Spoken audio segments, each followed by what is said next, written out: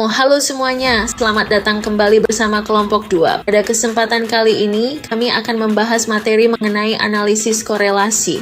Jadi langsung saja kita mulai pembahasannya. Selamat menyaksikan. Halo semuanya, selamat datang di sesi bedah materi kita kali ini.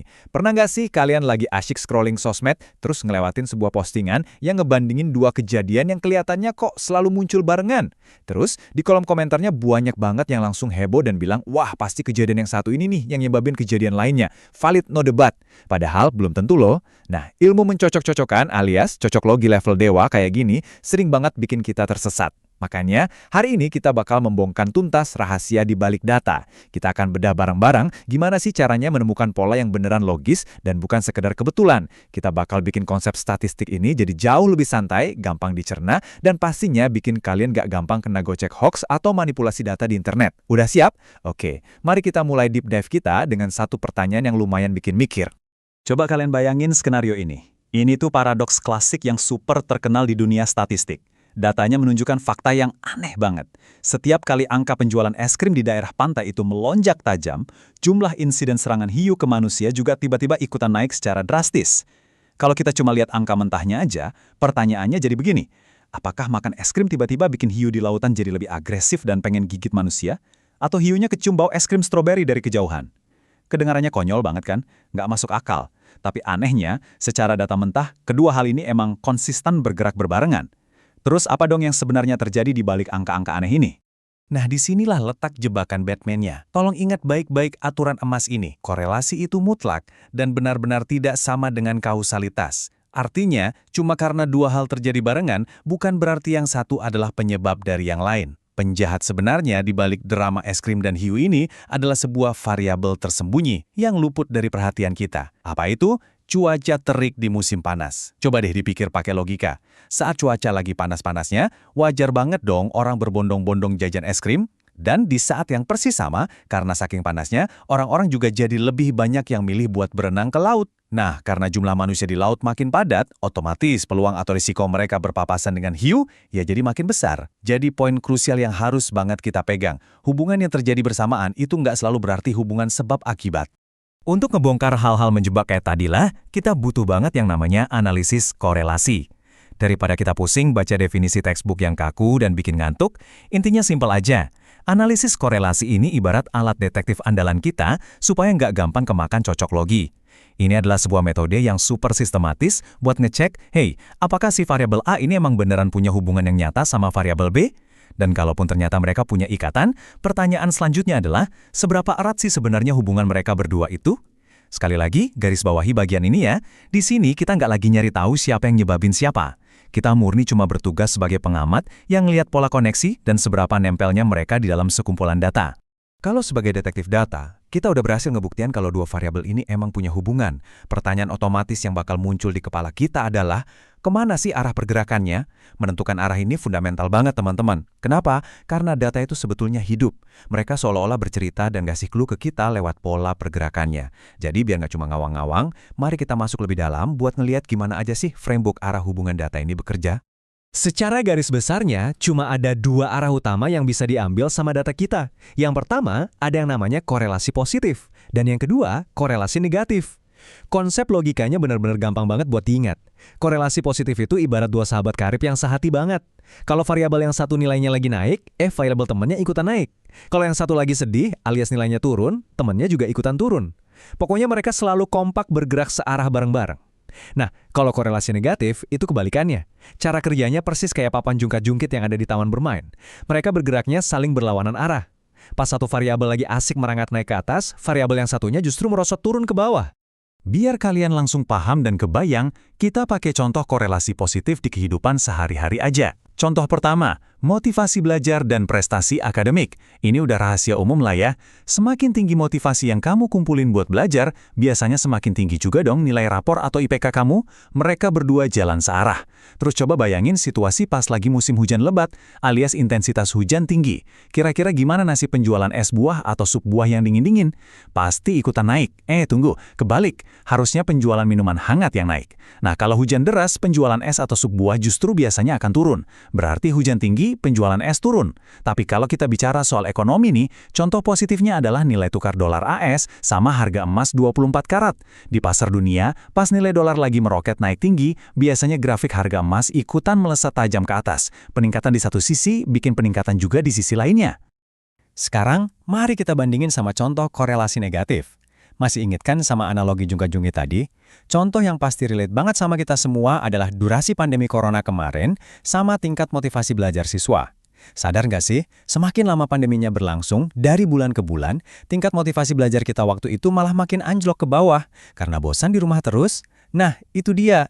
Contoh lain yang sering banget kejadian di kalangan pelajar. Makin banyak waktu yang kamu habisin buat push rank main video game sampai begadang, probabilitas nilai ujian kamu buat hancur alias merosot turun itu makin gede. Satu nilainya naik, yang satu pasti turun. Begitu juga di lingkungan sosial masyarakat kita. Idealnya sih, makin tinggi tingkat religiusitas dan moral seseorang, potensi dia buat korupsi harusnya makin rendah alias turun, jungkat-jungkit yang sempurna. Tapi, di dunia data yang super luas ini, ada satu kondisi unik yang kadang bikin peneliti garuk-garuk kepala. Gimana jadinya kalau datanya itu tersebar berantakan ke sana kemari tanpa arah yang jelas? Nggak naik bareng, nggak turun bareng, dan nggak berlawanan juga.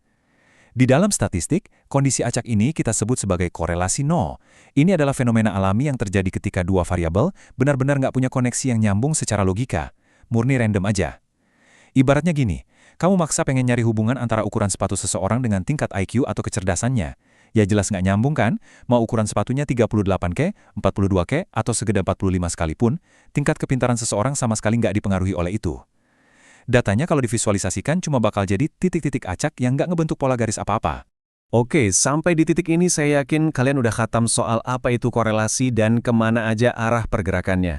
Tapi, sebagai orang yang melek literasi data modern, kita nggak boleh gampang puas cuma dengan kesimpulan, oh ini mah hubungannya positif nih, atau oh ini negatif. Kita butuh sebuah ukuran pasti, alat ukur yang presisi banget.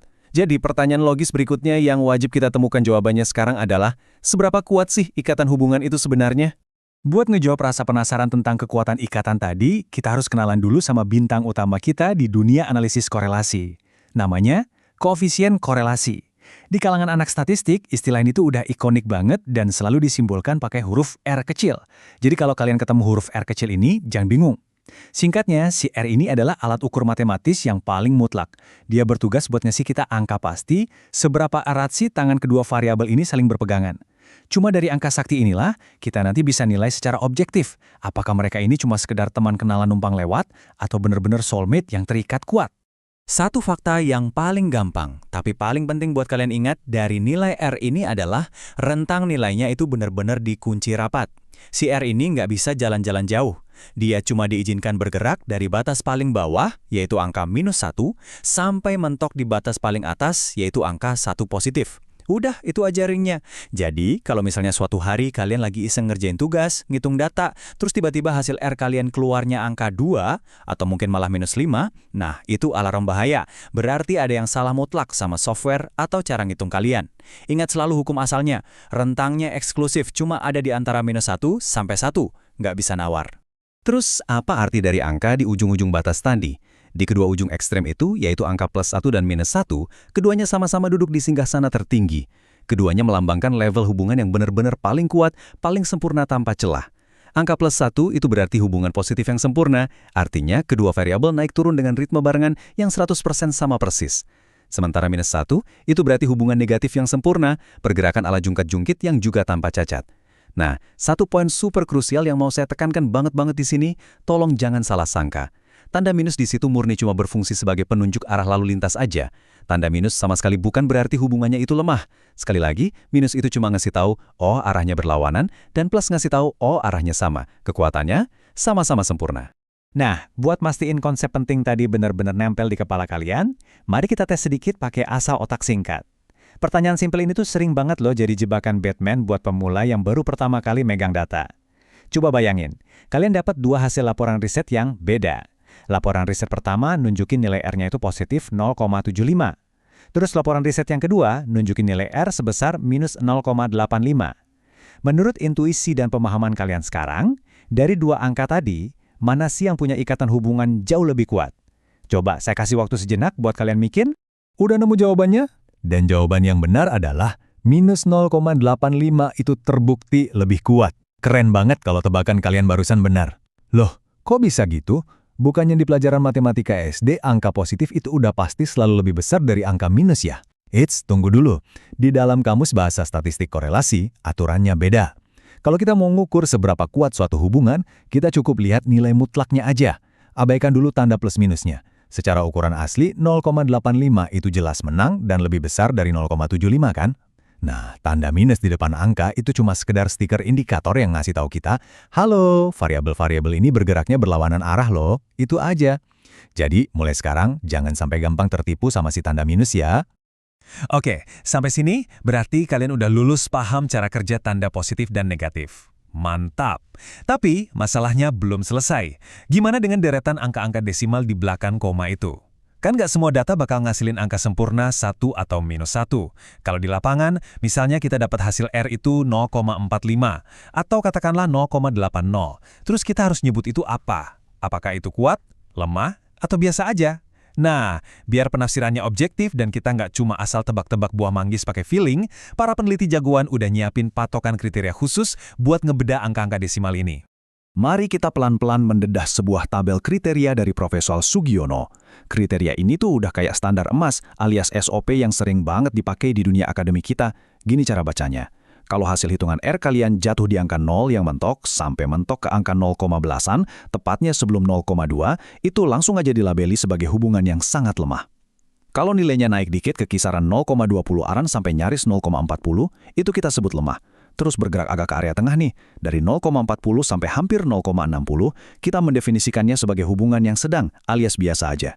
Nah, kalau angkanya mulai nyentuh batas 0,60 sampai hampir mendekati 0,80, ini baru deh kalian bisa senyum bangga, karena ini dikategorikan kuat. Dan level ultimate yang paling sering diidam-idamkan peneliti, kalau data kalian bisa tembus nilai R dari 0,80 sampai angka paling mentok di satu utuh, selamat, itu artinya ikatan datanya sangat kuat. Oh iya, satu catatan penting. Semua kriteria di tabel ini berlaku mutlak juga ya kalau angkanya ada tanda minusnya. Kalian tinggal copot aja tanda minusnya di kepala kalian, terus cocokin deh angkanya ke tabel ini. Jadi, untuk ngerangkum semua keribetan angka desimal dan tabel-tabel barusan, sebenarnya ada satu aturan emas pamungkas yang bisa kalian simpan permanen di ingatan. Intisari dari semuanya itu cuma begini, semakin hasil nilai R kalian itu merosot turun dan mendekati angka 0 di tengah-tengah, maka ikatan hubungan antar variabel kalian itu akan semakin pudar, makin gaje, dan makin lemah. Tapi sebaliknya, semakin nilai R itu menjauh dari 0 dan dia bergerak merayap mendekati angka 1 positif atau mendekati ujung angka minus 1, maka itu artinya ikatan antar datanya makin solid, makin kokoh, dan makin kuat. Memahami pondasi arah dan kekuatan ini benar-benar jadi harga mati sebelum kita bisa melangkah lebih jauh ke tahap eksekusi datanya. Coba bayangkan analisis korelasi ini itu seperti semacam kotak perkakas atau toolkit khusus yang dibawa oleh seorang detektif data saat mereka bersiap memecahkan sebuah kasus yang super rumit. Pertanyaannya sekarang, dari sekian banyak teknik statistik yang ada, alat ukur mana nih yang harus kita pakai? Sama halnya seperti detektif sungguhan, alat yang kita pilih itu sangat bergantung penuh pada medan atau jenis data yang lagi kita investigasi. Anda kan nggak mungkin pakai kaca pembesar fisik biasa buat memeriksa jejak sidik jari digital kan? Ya nggak bakal ketemu. Di dunia statistik juga persis seperti itu. Kita nggak bisa sembarangan memaksakan satu rumus yang sama untuk semua jenis kondisi data. Kita butuh tingkat presisi yang tinggi. Oke, mari kita bongkar alat pertama dari kotak perkakas kita. Metode Pearson Product Moment. Bisa dibilang, ini adalah kaca pembesar utama kita, standar emas sejati dalam analisis korelasi. Tapi, ada tapinya nih. Pearson ini alat yang sangat pemilih. Dia secara ketat cuma bisa digunakan untuk medan parametrik. Maksudnya apa? Artinya, data kita itu wajib berskala interval atau rasio. Misalnya saat kita mengukur tinggi badan pakai sentimeter atau berat badan pakai kilogram. Pokoknya angka pasti. Dan yang paling krusial, data tersebut harus terdistribusi normal secara sempurna, menyebar rapi dan membentuk kurva lonceng yang simetris. Kalau nggak begitu, Pearson nggak akan mau jalan. Terus gimana dong kalau bentuk data kita ternyata nggak beraturan? Nah, disinilah Spearman Rank atau korelasi Spearman masuk sebagai rencana cadangan kita yang sangat esensial. Alat yang satu ini sifatnya non-parametrik. Kita biasanya baru mengeluarkannya dari kotak perkakas kalau data kita berskala ordinal. Ordinal itu maksudnya data yang didasarkan pada peringkat ya, seperti ranking juara 1, 2, dan 3 di sebuah kelas. Atau bisa juga dipakai ketika data interval kita ternyata berantakan dan gagal membentuk distribusi normal tadi. Spearman ini santai aja, dia nggak terlalu terobsesi mencari garis lurus yang sempurna, dia cuma peduli pada konsistensi sebuah peringkat. Lanjut ke alat berikutnya, kita punya Candlestau. Ini adalah alat ukur non-parametrik yang sangat terspesialisasi. Sebagai detektif data, kita bakal pakai Candlestau ini waktu kita menghadapi sampel data yang ukurannya sangat kecil, biasanya di bawah 30 observasi. Gak cuman itu, alat ini juga jadi pahlawan kita pas ada banyak tight ranks atau nilai yang seri. Bayangkan saja di sebuah lomba maraton, ada 5 peserta yang kebetulan banget ngelewatin garis finish di milidetik yang sama persis, jadi mereka semua dapat nilai seri di posisi kedua. Nah, Candlestau ini sangat tangguh untuk menangani kekacauan data semacam itu tanpa kehilangan akurasinya.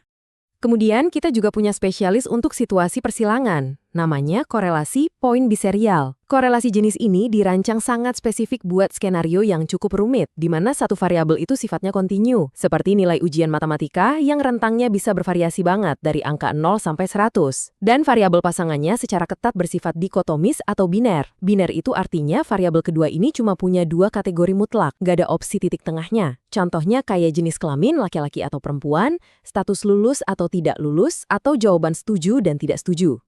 Nah, sebagai panduan praktis buat Anda, mari kita rangkum isi keseluruhan kotak perkakas kita ini. Ingat baik-baik ya, Anda pakai Pearson untuk data rasio atau interval yang terdistribusi normal. Anda pilih Spearman kalau datanya ordinal atau saat distribusinya lagi berantakan. Terus, gunakan Candlestau khusus untuk sampel kecil dan data peringkat yang seri. Dan terakhir, pakai point biserial kalau ketemu campuran data angka kontinu dengan kategori biner. Sebagai seorang detektif data yang cerdas, Anda wajib menginspeksi karakteristik medan Anda terlebih dahulu untuk bisa memilih satu alat yang paling tepat. Kesalahan dalam memilih alat, itu artinya kesimpulan akhir Anda nantinya sama sekali nggak valid. Oke, alat sudah kita siapkan. Sekarang kita masuk ke langkah pertama dalam standar operasi investigasi kita, merumuskan hipotesis. Ini adalah momen di mana kita harus mencatat kecurigaan resmi kita. Sebelum kita mulai menjalankan pengujian di software apapun, seorang detektif itu wajib merumuskan argumen mereka. Anggap saja kita sekarang lagi ada di dalam ruang sidang pengadilan yang sangat formal. Di satu sisi, kita punya hipotesis 0 atau H0. Posisikan H0 ini sebagai asas praduga tak bersalah. Jadi, asumsi dasarnya adalah tidak ada hubungan sama sekali antara variabel X dan Y. Semuanya murni terjadi karena kebetulan belaka. Nah, di sisi lain, kita punya hipotesis alternatif atau HA. Ini adalah kecurigaan utama kita. Klaim bahwa memang ada hubungan yang signifikan secara statistik antara kedua variabel tersebut. Jadi, tugas utama kita di sini adalah mengumpulkan cukup banyak bukti yang kuat untuk menumbangkan si hipotesis 0 ini. Masuk ke langkah kedua dari investigasi kita, yaitu menentukan tingkat signifikansi atau biasa kita sebut dengan istilah alfa. Pertanyaannya, seberapa yakin sih kita dengan bukti yang nantinya bakal kita temukan? Di dunia sains dan ilmu sosial, batas toleransi kesalahan kita itu secara standar biasanya ditetapkan di angka 0,05 atau 5%.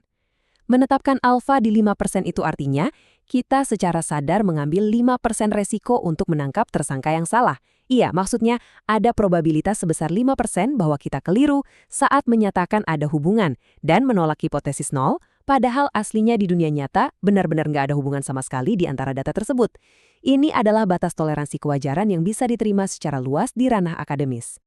Lanjut ke langkah ketiga, uji asumsi data. Di tahap ini, kita harus turun langsung memeriksa karakteristik tempat kejadian perkara kita. Sebelum kita bisa benar-benar mengayunkan alat berat parametrik kita, seperti korelasi Pearson tadi, tempat kejadian perkaranya harus dipastikan steril dulu. Ada 4 pemeriksaan pelengkap di sini. Pertama, uji normalitas. Kita pakai metode seperti Kolmogorov-Smirnov atau Shapiro-Wilk untuk memastikan data kita tersebar rapi membentuk kurva lonceng. Kedua, uji linearitas, buat memastikan titik-titik data kita bergerak membentuk lintasan garis lurus, bukan melengkung tak beraturan. Ketiga, ada uji homoskedastisitas. Tujuannya simpel, cuma buat memastikan sebaran atau varians datanya stabil di sepanjang garis. Dan yang terakhir, pengecekan outlier. Kita harus mencari tahu apakah ada 1 atau 2 nilai ekstrim nakal yang bisa merusak keseluruhan hasil investigasi kita secara drastis. Nah, bagian ini tuh sering banget jadi momok yang menakutkan buat para peneliti. Gimana ceritanya kalau data kita ternyata gagal total dalam uji asumsi ini? Tenang, jangan panik. Investigasi kita nggak lantas berhenti begitu saja kok. Kalau medannya terbukti sangat berbatu, datanya benar-benar menolak untuk jadi normal, atau ternyata penuh dengan nilai ekstrim, kita cukup kembalikan Pearson ke dalam kotak. Lalu kita keluarkan saja alat kanon parametrik tangguh kita, seperti Spearman atau Kendall-Stowe. Sesederhana itu. Kasus tetap bisa kita lanjutkan dengan aman. Dan akhirnya kita sampai di langkah keempat, interpretasi output. Ini dia momen klimaksnya, saatnya kita membaca putusan akhir secara statistik. Begitu data dimasukkan, software statistik kayak SPSS atau RStudio biasanya bakal menyemburkan banyak sekali angka di layar komputer Anda, dan ya itu bisa sangat mengintimidasi. Tapi Anda cuma perlu memandu mata Anda pada logika pengambilan keputusan sederhana ini selangkah demi selangkah. Pertama, langsung aja cari nilai p-value atau yang di tabel sering ditulis sebagai sick two-tailed. Kedua, bandingkan nilai tersebut dengan batas toleransi alfa 0,05 kita tadi. Ketiga, buat putusan tegas mengenai hipotesis nol kita. Barulah terakhir, di langkah keempat, setelah hubungannya terbukti valid, kita membaca nilai koefisien korelasinya, yang disimbolkan dengan huruf R kecil untuk mengukur seberapa kuat sebenarnya hubungan tersebut. Aturan emas untuk signifikansi ini sangat jelas dan nggak bisa ditawar-tawar lagi. Kalau nilai p-value Anda berada di bawah 0,05, wah selamat, Anda boleh merayakannya. Karena itu berarti Anda berhasil menemukan bukti yang sangat kuat untuk menolak praduga tak bersalah tadi. Secara statistik, sebuah hubungan terbukti eksis. Tapi sebaliknya nih, kalau p-value ternyata lebih besar dari 0,05, berarti bukti kita terlalu lemah. Kita terpaksa harus menerima hipotesis nol. Kasus ditutup dan kita harus mengakui bahwa secara statistik memang tidak ada hubungan yang bermakna di antara variabel-variabel tersebut. Nah, jika ternyata hubungannya terbukti signifikan, kita melangkah ke tahap selanjutnya untuk mengecek seberapa kuat nilainya. Tapi hati-hati ya. Di sini ada satu miskonsepsi mematikan yang sering banget menjebak banyak mahasiswa. Tolong ingat baik-baik, tanda plus dan minus pada angka koefisien korelasi itu hanya menunjukkan arah hubungannya, bukan kekuatannya. Coba dengarkan ini. Nilai korelasi minus 0,85 itu sebenarnya jauh lebih kuat dan lebih erat dibandingkan korelasi plus 0,50. Tanda minus di situ cuma mau ngasih tahu kita kalau variabel tersebut bergerak berlawanan arah. Jadi pas si X meroket tajam ke atas, si Y justru anjlok ke bawah. Jangan sampai Anda tertipu oleh tanda baca matematis ya. Terus, buat menilai kekuatannya secara presisi gimana dong? Gampang. Abaikan saja tanda minusnya sesaat dan fokus murni pada angkanya secara absolut. Kalau Anda dapat nilai antara 0,00 sampai 0,30, itu mengindikasikan hubungan yang lemah dan longgar. Rentang 0,30 sampai 0,70 itu masuk kategori sedang atau moderat. Dan kalau Anda mendapatkan nilai dari 0,70 hingga mendekati angka 1, nah itu baru sebuah hubungan yang sangat kuat. Ingat konsep dasarnya. Angka 1 berarti sebuah harmoni matematis yang 100% sempurna, sementara nilai 0 itu berarti murni kekacauan total. Sama sekali tidak ada korelasi, titik-titik data cuma tersebar acak tanpa makna.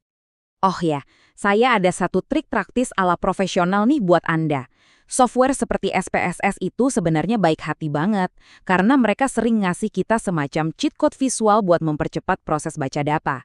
Kalau Anda lagi males nyari deretan angka p-value yang kecil-kecil, perhatikan aja ujung angka korelasinya. Kalau ada satu tanda bintang kecil menempel di sebelahnya, itu tandanya hubungannya resmi signifikan di level 0,05. Kalau ada 2 bintang, itu berarti sangat signifikan di level yang lebih ketat lagi, yaitu 0,01. Terus kalau nggak ada bintang sama sekali, ya udah santai aja, itu artinya nggak ada bukti korelasi yang nyata. Sangat memudahkan hidup, bukan? Luar biasa!